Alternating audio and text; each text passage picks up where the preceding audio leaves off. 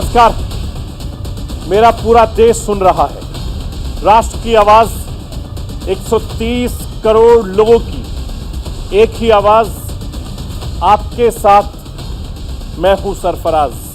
मैं सरफराज सैफी आपको बताना चाहता हूं, देश में एक बार फिर से जनता की संख्या वाली सियासत तेज हो गई है। कहीं जनसंख्या कंट्रोल कानून का शोर है तो कहीं जाति वाली जनगणना का शोर है। मोदी सरकार के मंत्री प्रहलाद पटेल के एक बयान पर सियासत गर्मा गई है। जनसंख्या कंट्रोल कानून पर सरकार के रुख में बदलाव के संकेत क्या दिए, सियासत और ज्यादा तेज हो गई। केंद्र सरकार जिस तरीके से बड़े और कड़े फैसले लेती है, दावा तो यही किया जा रहा है कि जनसंख्या कंट्रोल कानून जल्द देश में लागू होगा। जनसंख्या कानून पर सियासी बयानबाजी के साथ बढ़ती जनसंख्या की वजह से कैसे संसाधनों का बोझ बढ़ता है, बढ़ती जनसंख्या कैसे राष्ट्र निर्माण में बड़ी बाधा बनती है, ये आज मैं आपको समझाऊंगा भी और बताऊंगा भी। वहीं गुजरात में चुनावी बिसात बिछड़ने लगी है। साल के आखिर में गुजरात में विधानसभा चुनाव होने हैं। सूबे का सियासी माहौल अभी से गर्मा गया है। हाथ का साथ छोड़कर हार्दिक पटेल ने कमल का दामन थामा है। गुजरात की सियासी और सियासत में टर्निंग पॉइंट ये माना जा रहा है। गुजरात की चुनावी राजनीति में पटेल समुदाय का दबदबा बीजेपी पर दबाव बढ़ाता जा रहा है। साल 2017 के विधानसभा चुनाव में पटेल समुदाय की नाराजगी बीजेपी को भारी पड़ी थी। अब हार्दिक पटेल की बीजेपी की एंट्री से क्या बदलाव होना है, यह मैं आपको दिखाऊंगा। वहीं जम्मू कश्मीर में टारगेट किलिंग की खबरें थमने का नाम नहीं ले रही हैं। अमरीन भट्ट की हत्या, फिर रजनी बाला की हत्या और अब विजय कुमार की हत्या। जम्मू कश्मीर से लगातार टारगेट किलिंग की खबरें सामने आ रही हैं, घाटी को दहला रही हैं, पूरे देश की मुश्किल बढ़ा रही हैं। धारा 370 के हटाए जाने के बाद से जम्मू कश्मीर तेजी से बदल रहा है और देश भर में चलने वाली विकास योजनाओं को जम्मू कश्मीर में लागू किया जा रहा है। कश्मीरी समाज का हर तबका इसका हिस्सेदार बन रहा है और यही बदलाव दहशतगर्दों को परेशान कर रहा है। कैसे आतंकवादी तमाम हथियारों के सहारे लगातार घाटी का माहौल बिगाड़ रही है और इस पर नकेल कसने के लिए केंद्र सरकार की अब और क्या तैयारी है, वो मैं आपको समझाने और बताने की कोशिश करूंगा। चूंकि देश के प्रधानमंत्री नरेंद्र मोदी और होम मिनिस्टर अमित शाह लगातार कश्मीर पर नजर बनाए हैं, हाई लेवल पर मीटिंग चल रही है और आने वाले वक्त में कश्मीर में कुछ कड़े और बड़े फैसले लिए जा सकते हैं। दुनिया की आवाज को मैं देश तक पहुंचाता हूं। अपने हिंदुस्तान के कोने कोने की आवाज को मैं दिल्ली तक पहुंचाता हूं। नेताओं की आवाज को मैं आम लोगों तक पहुंचाता हूं। आम लोगों की आवाज को अपने हिंदुस्तान के हुक्मरानों तक पहुंचाता हूं। आपकी आवाज से मिलती है मेरी आवाज और बन जाती है राष्ट्र की आवाज।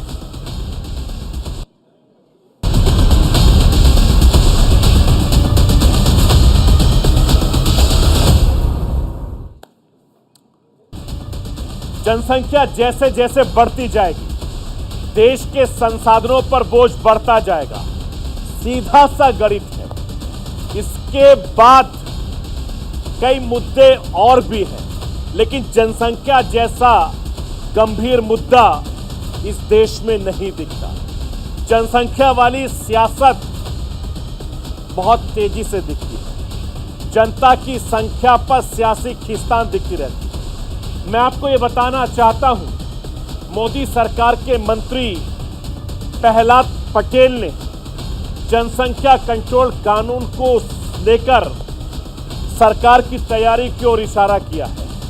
केंद्र की मोदी सरकार ने जिस तरीके से कड़े और बड़े फैसले माजी में लिए हैं, वैसा ही इस मसले पर भी देखने को होगा।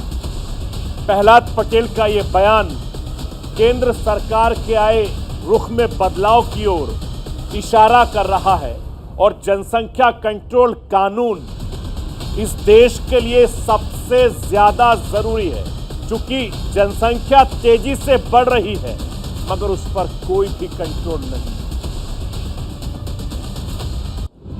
ज्यादा जनसंख्या, संसाधन पर ज्यादा दावा।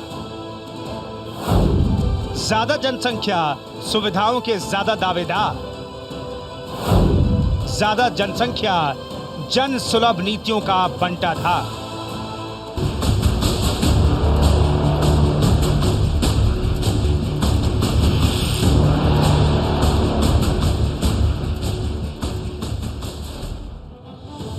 हर जगह भीड़। बड़े शहरों में भीड़ पुरानी बात हो गई है।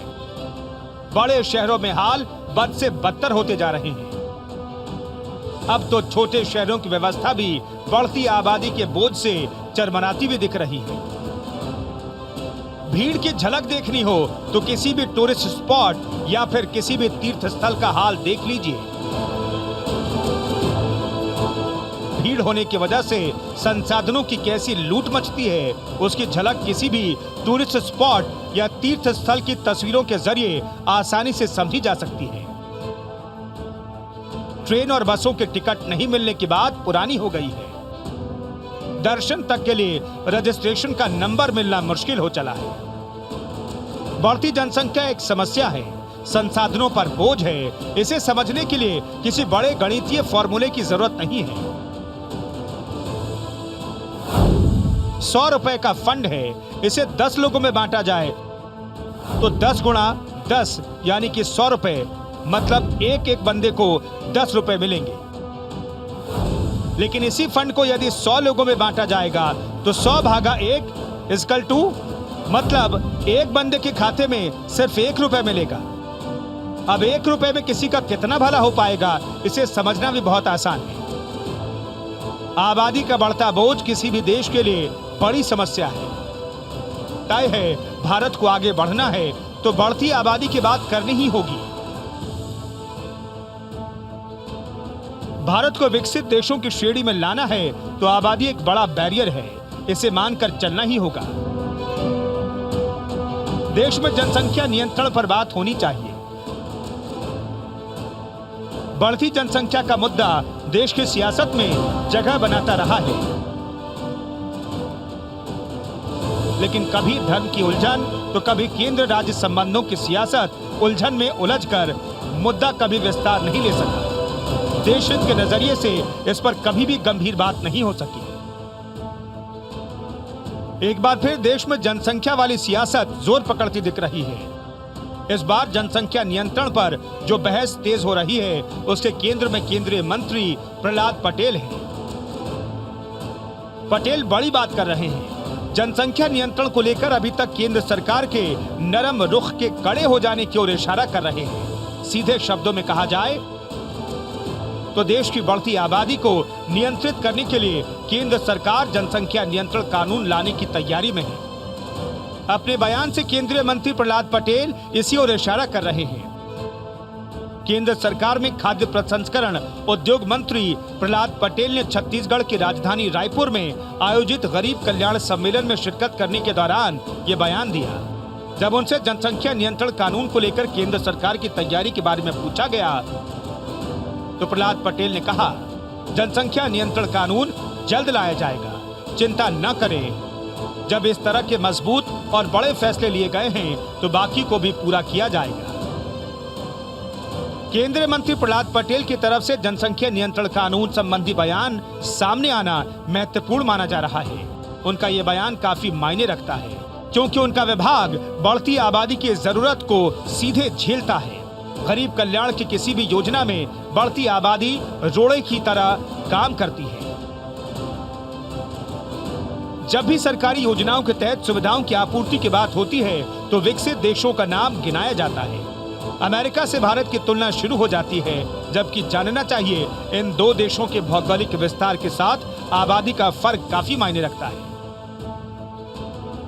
अमेरिका का भौगोलिक विस्तार भारत से 3 गुना अधिक है। अमेरिका की आबादी भारत से करीब चौथाई ही है। आबादी का घनत्व का अंतर भी 11 गुना है। मतलब जितनी जगह में एक अमेरिकी रहता है उतनी जगह में 11 भारतीय रहते हैं। ज्यादा जनसंख्या मतलब सरकारी सुविधाओं के ज्यादा दावेदार। ये बात हर किसी के समझ में तो आती है, लेकिन जनसंख्या को नियंत्रित करने संबंधी सख्त नीतियों की बात होती है तो इसे धर्म वाली सियासत के दबाव में रोकने का काम भी देश में होने लगता है।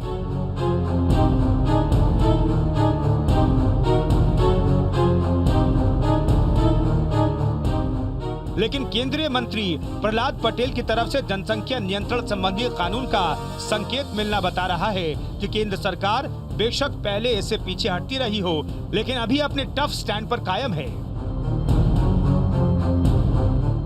करीब 2 साल पहले जुलाई 2019 में राज्यसभा में बीजेपी सांसद राकेश सिन्हा ने जनसंख्या नियंत्रण संबंधी प्राइवेट बिल पेश किया था। तब केंद्र सरकार का रुख नरम नजर आया था। इस विधेयक में 2 बच्चों वाला कानून लागू करने और उल्लंघन पर दंडात्मक प्रावधान तय करने की मांग की गई थी। इस पर 2 अप्रैल 2022 को स्वास्थ्य और परिवार कल्याण मंत्री मनसुख मांडविया का जवाब भी संसद में सामने आ चुका है, जिसमें मनसुख मांडविया ने कहा था इस बिल की जरूरत नहीं है। लोगों पर दबाव डालने की बजाय सरकार उन्हें जनसंख्या नियंत्रण के लिए सफलतापूर्वक जागरूक कर रही है। साथ ही इसके लिए स्वास्थ्य अभियान भी चलाए जा रहे हैं। जनसंख्या नियंत्रण को लेकर सरकारी नीतियां बिना दबाव और अनिवार्यता के भी बेहतर काम कर रही है। जनसंख्या नियंत्रण पर केंद्र सरकार का पक्ष यही बता रहा है कि जनसंख्या नियंत्रण को लेकर फिलहाल सख्ती की जरूरत नहीं है। नेशनल फर्टिलिटी रेट के ताजा आंकड़े भी इसी ओर इशारा कर रहे हैं। आंकड़े बता रहे हैं कि देश की आबादी की रफ्तार में जबरदस्त कमी आई है। नेशनल फैमिली हेल्थ सर्वे की रिपोर्ट बता रही है कि देश में बच्चे पैदा करने की रफ्तार घटी है। 2015-16 के दौरान जो 2.2% रही, वो 2019 और 21 में घटकर 2% रह गई है। जनसंख्या के नियंत्रित आंकड़े राहत तो देते हैं, लेकिन कुछ राज्यों में उस पैमाने पर ट्रेंड बदलता नहीं दिख रहा जिसकी दरकार रही है।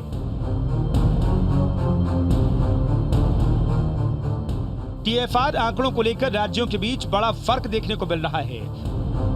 देश के 5 राज्य इस संतुलन को बिगाड़ने का काम कर रहे हैं।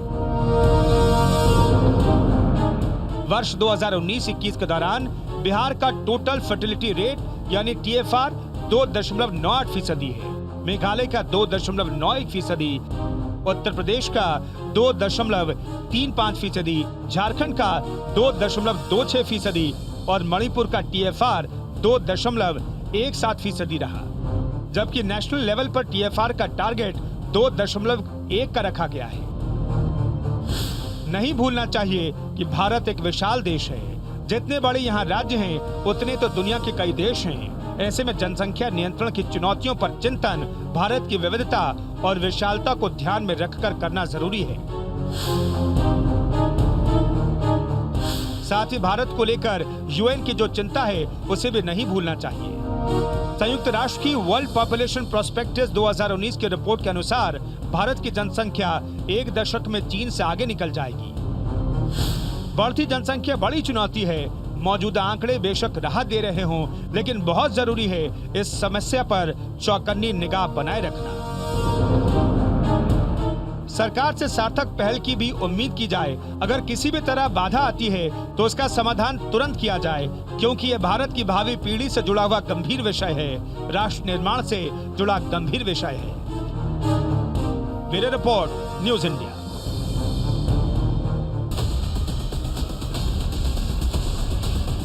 और राष्ट्र की आवाज में रुकूंगा एक छोटे से ब्रेक के लिए। ब्रेक के बाद जब वापस आऊंगा आपको बताऊंगा कि बिहार में जनगणना वाली जातियों की शुरुआत हो रही है, जिसको लेकर सियासत भी अब तेज हो रही है। आखिर क्या है यह खबर, बताऊंगा इस छोटे से ब्रेक के बाद। आप कहीं मत जाइए, बने रहिए मेरे साथ और देखते रहिए राष्ट्र की आवाज।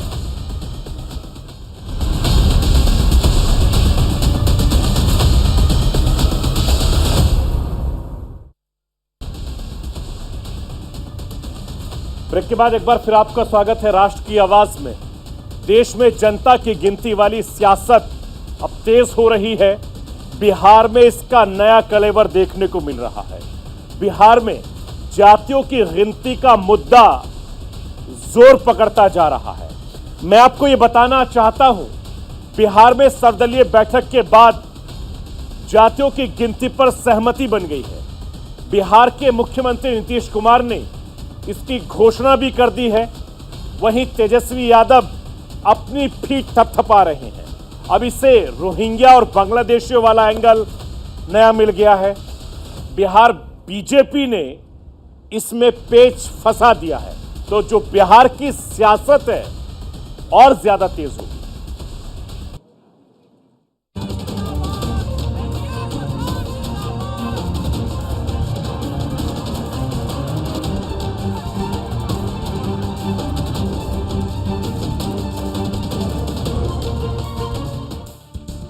बिहार की राजनीति का तेवर और कलेवर जाति आधारित रहा है।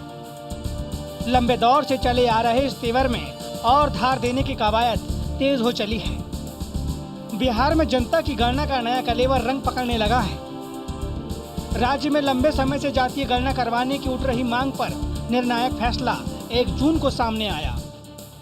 बिहार के मुख्यमंत्री नीतीश कुमार ने तमाम अटकलों को विराम लगाते हुए सर्वदलीय बैठक बुलाया और इस सर्वदलीय बैठक में सभी धर्मों की जातियां और उपजातियों की गिनती करवाने का निर्णय लिया। हम लोग तो अपनी तरफ से अनुरोध किए ही है, लेकिन हमको राज्य स्तर पर अपनी तरफ से इसको करना। तो इसके लिए जब बात हो गई थी, तो इस बीच में आप जान रहे हैं थोड़ा सा बिला वजह 2 महीना 2.5 महीना का 2 महीना लग गया। बीच में नहीं, कई चुनाव का आ गया था, तो वो सब चीज़ आ रहा था, इसीलिए कोई मीटिंग का फिर लगा नहीं। जो उस समय विधान परिषद के लोगों का जो चुनाव वगैरह आ गया था, तो उसी के चलते इन सब स्थानीय निकाय वाला भी कई तरह का हो रहा था। इसके चलते थोड़ा हम लोगों को ये समय लगा और इस बीच में सब लोगों से बातचीत हो गई थी कि कब होगा। तो सब लोगों की सहमति थी कि आज कर लीजिए। ताज़ 1 तारीख को आप जानते ही हैं कि 1 जून को हम लोगों ने आज मीटिंग कर ली है और बहुत जल्दी कैबिनेट का भी फैसला करके एक चीज़ को पूरे तौर पर इसको प्रचारित कर दिया और पब्लिक डोमेन, और एक बात ये पब्लिक डोमेन में रहेगा।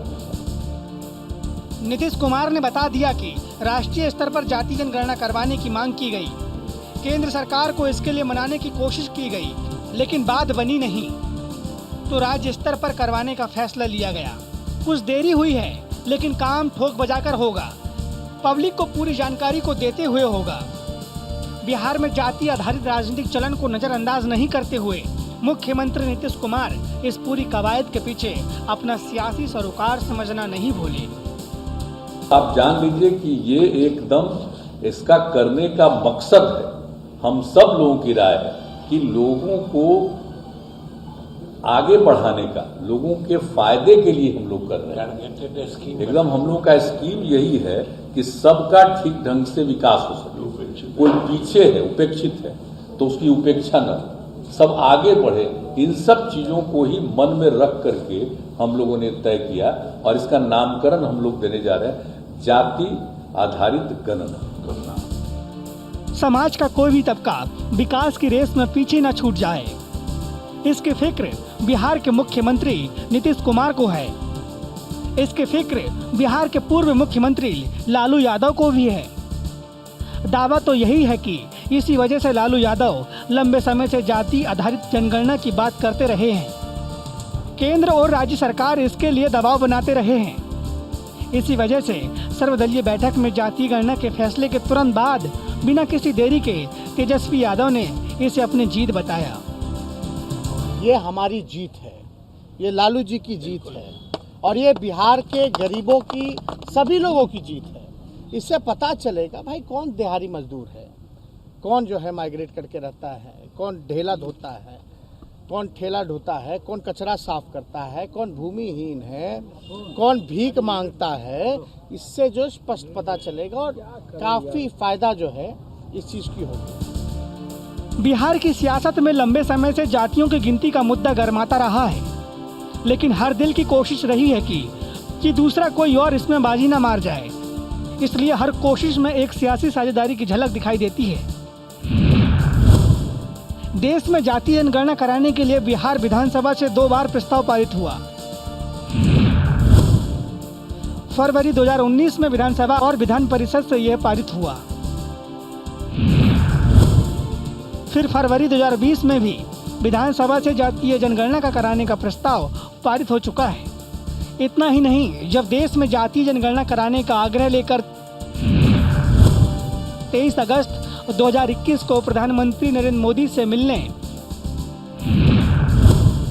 बिहार का प्रतिनिधिमंडल आया तो उसका नेतृत्व मुख्यमंत्री नीतीश कुमार ने किया।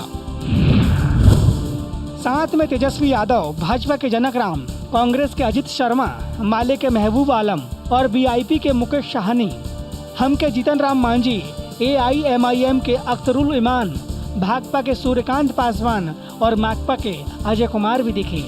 इन तमाम कवायद के बावजूद बिहार बीजेपी इस मुद्दे पर हमेशा उलझन में रही है। यही वजह है कि 1 जून की बैठक में बिहार बीजेपी के प्रदेश अध्यक्ष डॉक्टर संजय जायसवाल ने सहमति तो दे दी, लेकिन दूसरे दिन ही एक नहीं 2 पेच फंसाते नजर आए। हम लोगों ने 2 शंकाएं रखी कि जब गणना हो तो इस बात पर जरूर ध्यान रखा जाए कि इस रास्ते से रोहिंग्या और बांग्लादेशी ऐसा नहीं हो कि वह इस गणना में शामिल हो जाएं और उसके बाद इस आधार पर नागरिकता के बारे में वह क्लेम करने लगे, इसका ध्यान रखना।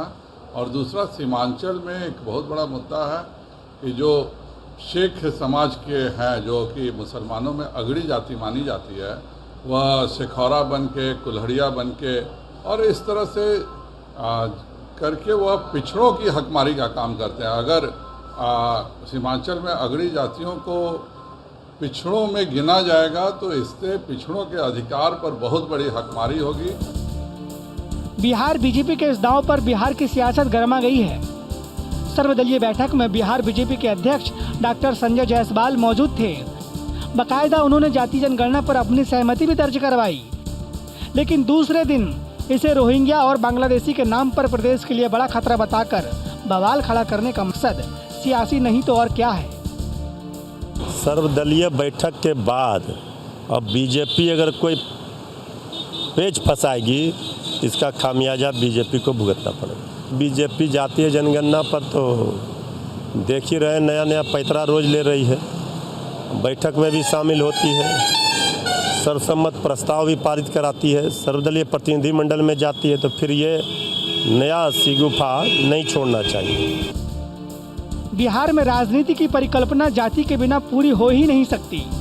सब ठीक रहा और जाति आधारित गणना का काम पूरा हो जाता है तो इसके बाद बिहार की राजनीति में क्या बदलाव आएगा और वो बदलाव देश की राजनीति में क्या मोड़ लाएगा, ये देखने वाली बात होगी।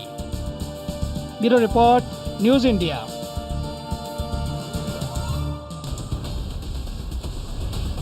पाटीदार नेता हार्दिक पटेल अब बीजेपी के हो गए, अब भगवा झंडा लहराने लगे हैं, अपने आप को बीजेपी का सच्चा सिपाही बताने लगे हैं। और कुछ दिन पहले तक हार्दिक पटेल बीजेपी के सबसे बड़े दुश्मन होते थे, अब हार्दिक बीजेपी के दोस्त हो गए हैं। मैं आपको ये बताना चाहता हूं, इस साल के आखिर में गुजरात में विधानसभा चुनाव होने हैं। चुनाव से पहले हार्दिक पटेल का बीजेपी में आना पार्टी के लिए किसी बड़े तोहफे से कम नहीं है। गुजरात में पटेल बॉर्डर्स तकरीबन 15% हैं। पटेल समुदाय कभी बीजेपी के कोर वोटर माने जाते थे, लेकिन साल 2017 के विधानसभा चुनाव में पटेल बिरादरी ने पाला बदल लिया और साल 2017 में बीजेपी की मुश्किलें बढ़ा दी थी। वहीं साल 2022 में बीजेपी को कितना फायदा मिलेगा, इस पर हर किसी की नजर है और हार्दिक पटेल के आने से बीजेपी में जोश आई है।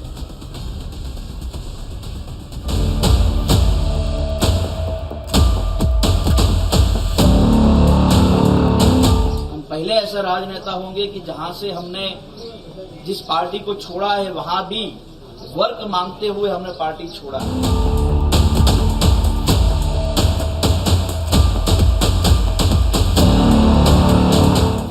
सियासत में कब क्या हो जाए कहा नहीं जा सकता। जिस हार्दिक पटेल के कंधों पर गुजरात में बीजेपी के विरोध की जिम्मेदारी थी, उन्होंने भी पाला बदल लिया है। कभी बीजेपी के धुर आलोचक रहे हार्दिक पटेल भी अब भगवा हो गए हैं। 2017 के बाद से गुजरात में कांग्रेस के खेवनहार रहे हार्दिक पटेल अब बीजेपी के हो गए हैं। अहमदाबाद स्थित बीजेपी हेडक्वार्टर कमलम में पार्टी की वरिष्ठ नेताओं की मौजूदगी में शामिल हो गए। बीजेपी में शामिल होने से पहले हार्दिक पटेल ने कोबा इलाके से बीजेपी दफ्तर तक रोड शो किया, जिसमें हजारों की संख्या में लोग मौजूद रहे।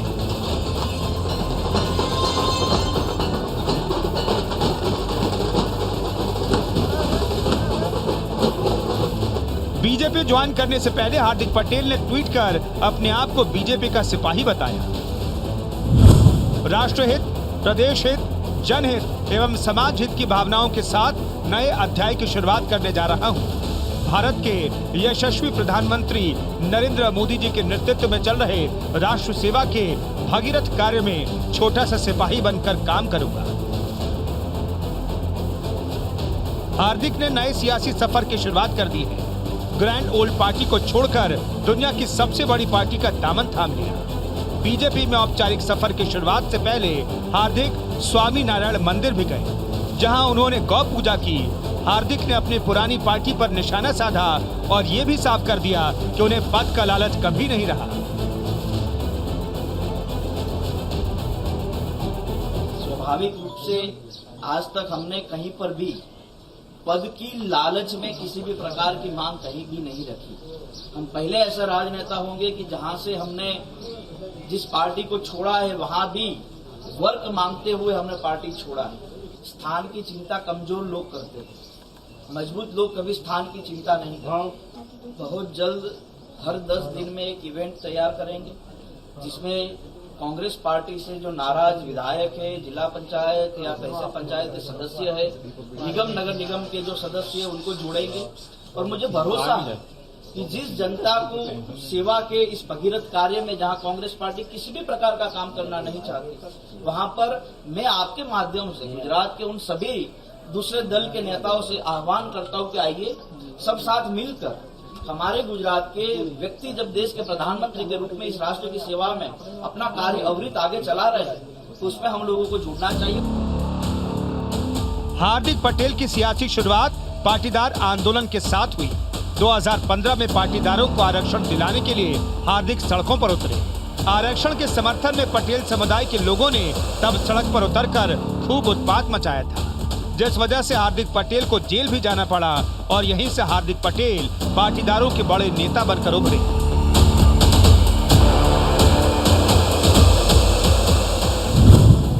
उन्नीस 1993 में अहमदाबाद के वीरम गांव में उनका जन्म हुआ।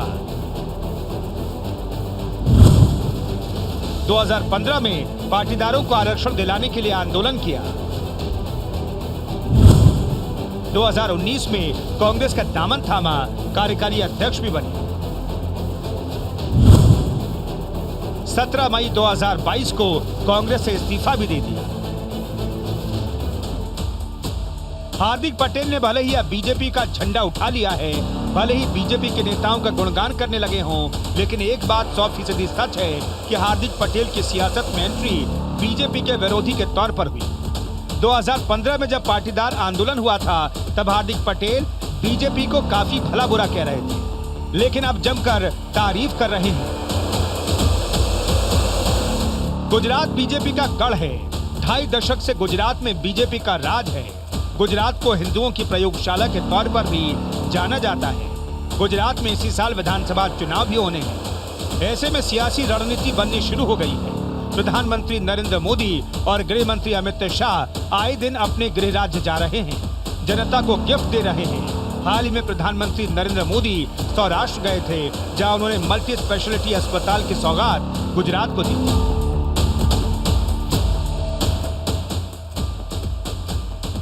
जब सरकार के प्रयास में जनता का प्रयास जुड़ जाता है तो सेवा करने की हमारी शक्ति भी अनेक गुना बढ़ जाती है। राजकोट में बना यह आधुनिक अस्पताल एक इसका बहुत बड़ा उत्तम उदाहरण है। सौराष्ट्र में पाटीदारों का वर्चस्व है।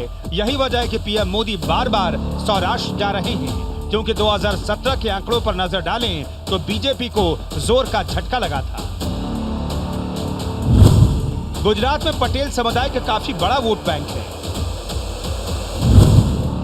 माना जाता है कि पटेल समुदाय बीजेपी का वोट बैंक है, लेकिन 2017 में बीजेपी को झटका लगा था। सौराष्ट्र की 54 सीटों पर 2017 में बीजेपी को कड़ी टक्कर मिली थी। पाटीदार आंदोलन की वजह से कांग्रेस ने 54 में से 30 सीटें जीती थी। बीजेपी को महज 23 सीटों से संतोष करना पड़ा था। 2017 में कांग्रेस का चुनावी प्रदर्शन पहले के मुकाबले काफी अच्छा रहा था और इसमें एक बहुत बड़ी भूमिका पाटीदार आंदोलन की थी, जिसकी अगुवाई खुद हार्दिक पटेल कर रहे थे। इसके अलावा कांग्रेस की रणनीति में बदलाव का असर भी गुजरात चुनाव पर पड़ा था।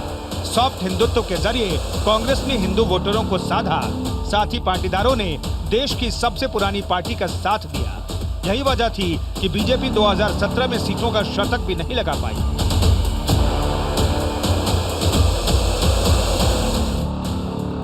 सूबे में विधानसभा चुनाव होने में महज कुछ महीने बचे हैं, लिहाजा कांग्रेस स्ट्रैटेजी बनाने में जुटी है। खबर है कि कांग्रेस फिर से सॉफ्ट हिंदुत्व के जरिए वोटरों को लुभाएगी। इसके लिए कांग्रेस की महिला विंग मंदिरों में सुंदरकांड और महाआरती का आयोजन करेगी।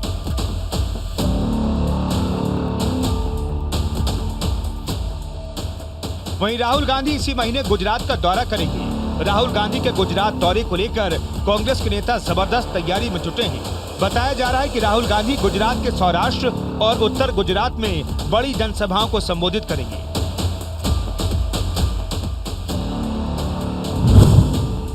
उत्तर गुजरात पर कांग्रेस की नजर है। नॉर्थ गुजरात में कांग्रेस की स्थिति मजबूत है। 2017 में कांग्रेस ने 32 में से 20 सीटें जीती थी। बीजेपी के पास महज 12 सीटें हैं। उधर आम आदमी पार्टी भी गुजरात में दस्तक देने के जुगत में लगी है। फरवरी महीने में सूरत नगर निगम के चुनाव में पार्टी को सफलता मिली थी। 27 पार्षद जीते थे। जीत से लबरेज आम आदमी पार्टी विधानसभा चुनाव की तैयारी में जुट गई है। दिल्ली के मुख्यमंत्री और पार्टी संयोजक अरविंद केजरीवाल पिछले कुछ महीनों में कई बार गुजरात का दौरा कर चुके हैं और 6 जून को एक बार फिर से मिशन गुजरात पर रहेंगे। पिछले 2 महीने में अरविंद केजरीवाल की ये चौथी गुजरात यात्रा हुई।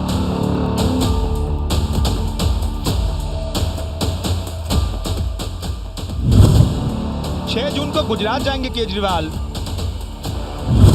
अहमदाबाद में रैली करेंगे। परिवर्तन यात्रा का समापन करेंगे।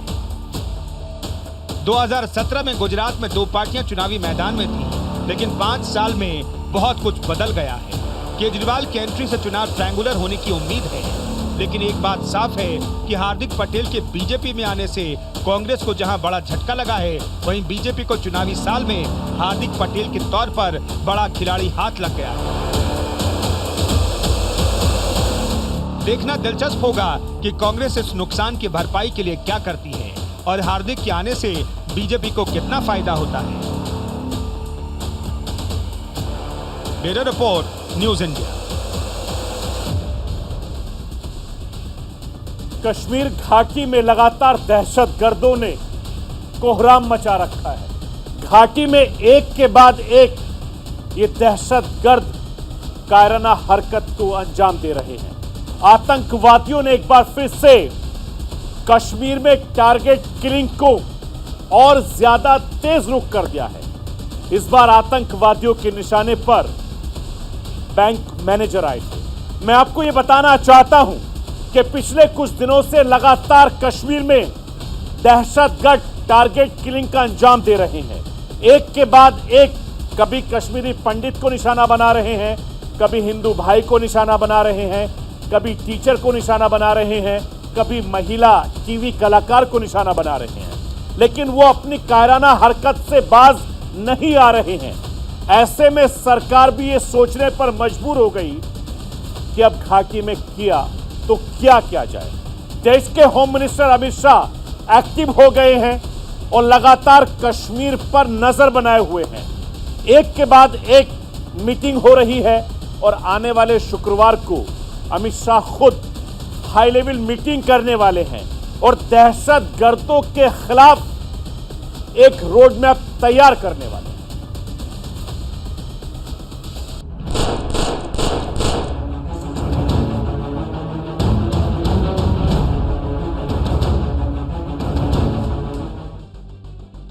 जम्मू कश्मीर में टारगेट किलिंग के मामले थमने का नाम नहीं ले रहे हैं। पिछले 9 दिनों में कश्मीर में 3 हिंदुओं की हत्या दहशतगर्दों ने कर दी।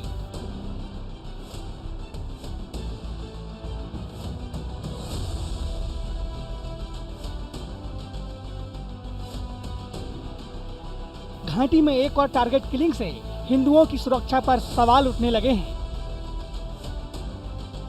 राजस्थान के रहने वाले बैंक मैनेजर विजय कुमार को कुलगाम में बैंक में घुसकर गोली मार दी। आतंकियों के दुस्साहस की यह घटना सीसीटीवी में कैद भी हो गई। तस्वीरों में साफ दिखाई दे रहा है कि कैसे आतंकी ने इरादतन विजय कुमार को निशाना बनाया। दिन दहाड़े जिस तरह से इस वारदात को अंजाम दिया गया, उससे साफ पता चल रहा है कि कैसे घाटी में हिंदुओं को ही निशाना बनाया जा रहा है। बहरहाल विजय कुमार के कत्ल की जांच पुलिस ने शुरू कर दी है। पिछले कुछ महीनों से जम्मू कश्मीर में टारगेट किलिंग के मामले बढ़ गए हैं। हर दूसरे तीसरे दिन टारगेट किलिंग की खबरें आ रही है।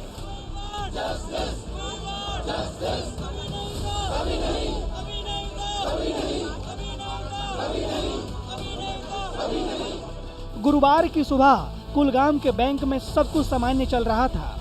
इस दौरान मुंह पर मास्क लगाए एक आतंकी बैंक में घुसा और एक एक कर कई गोलियां बैंक मैनेजर को दाग दी। गंभीर रूप से जख्मी बैंक मैनेजर को अस्पताल ले जाया गया, जहां पर डॉक्टरों ने उसे मृत घोषित कर दिया।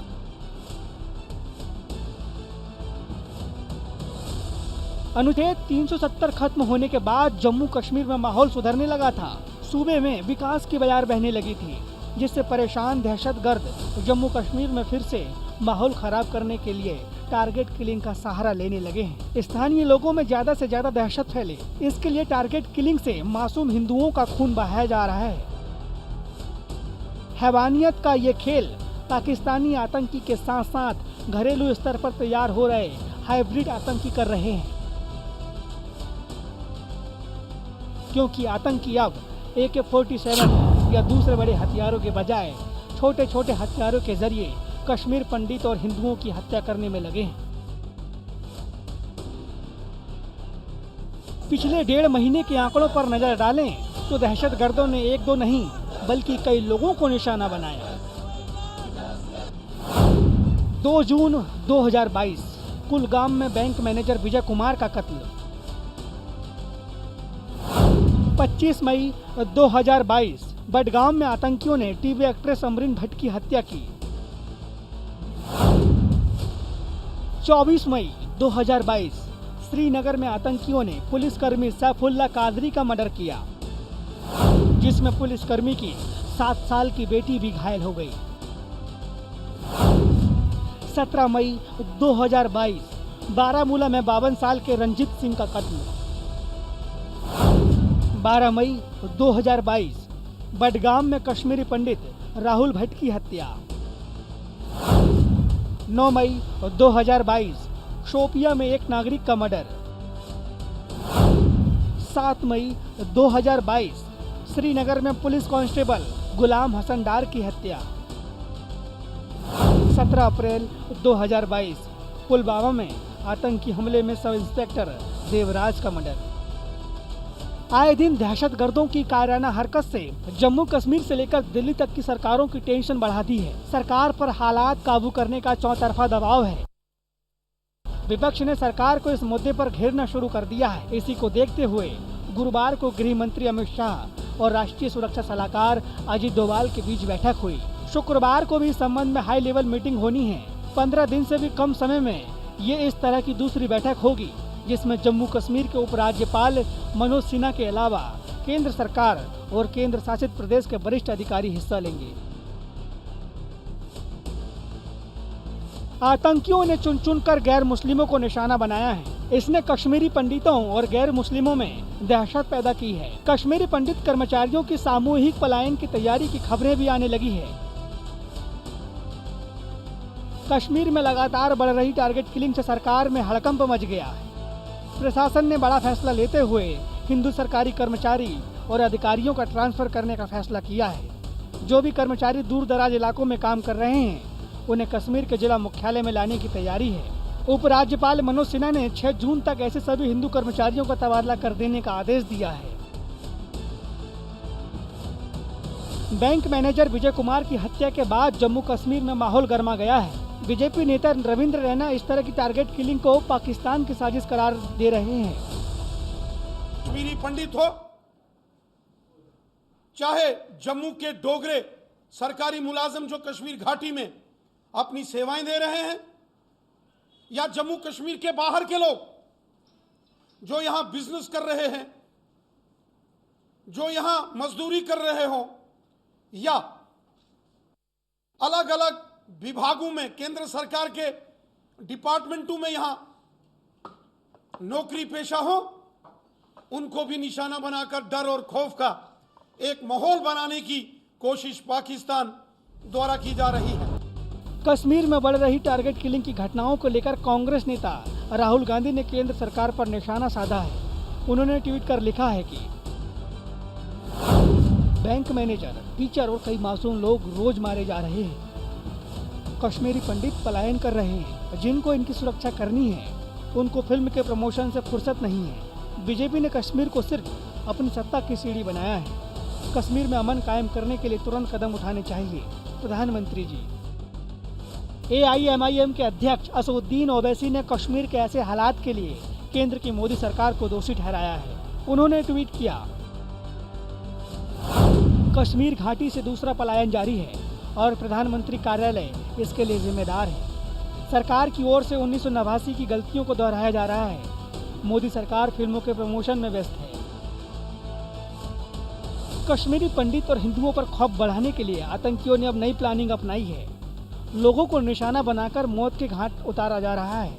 ऐसे में जरूरत इस बात की है कि सरकार इन दहशतगर्दों को जहन्नुम में पहुंचाने के लिए नई रणनीति बनाए और घाटी में निर्दोष लोगों के हत्यारों को बिना वक्त गवाए 2 गज जमीन के नीचे दफन कर दे। तभी घाटी में चैन की सांस गैर मुस्लिम ले सकेंगे। Bureau report, news India. तो ये थी राष्ट्र की आवाज। बाकी खबरों के लिए आप बने रहिए न्यूज इंडिया के साथ।